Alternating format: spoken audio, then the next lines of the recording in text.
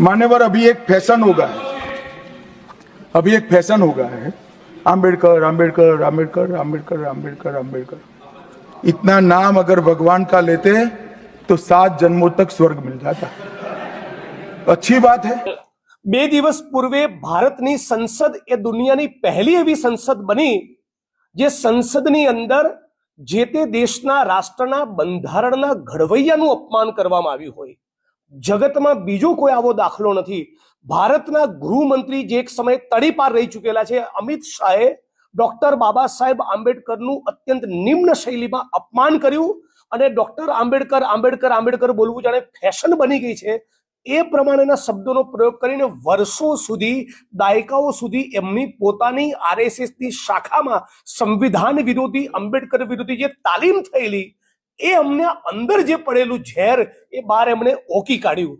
આની વિરુદ્ધમાં ન કેવલ ભારતના વિપક્ષી દળો છે પણ આ દેશનો દલિત, આદિવાસી, ઓબીસી, ગરીબ, વંચિત વર્ગ છે જેને ડોક્ટર બાબા સાહેબ આંબેડકરના કારણે, જેના દેશના બંધારણના કારણે છાતી ખોલીને સ્વમાનપૂર્વક જીવન જીવવાનો, ગૌરવપૂર્વક જીવન જીવવાનો અધિકાર મળ્યો, એને એના હકના અધિકાર મળ્યા, શિક્ષણ, આરોગ્યનો રોજગાર મળ્યા। આ તમામ વર્ગોમાં ડોક્ટર બાબા સાહેબ આંબેડકરની વિરુદ્ધમાં અમિત શાહે કરેલી કોમેન્ટના કારણે ભયંકર આક્રોશ છે અને એટલા માટે અમે માગણી કરીએ છીએ કે તાબડતોબ નરેન્દ્ર મોદી પોતે, ભારતીય જનતા પાર્ટી પોતે અમિત શાહનું રાજીનામું લઈ લે।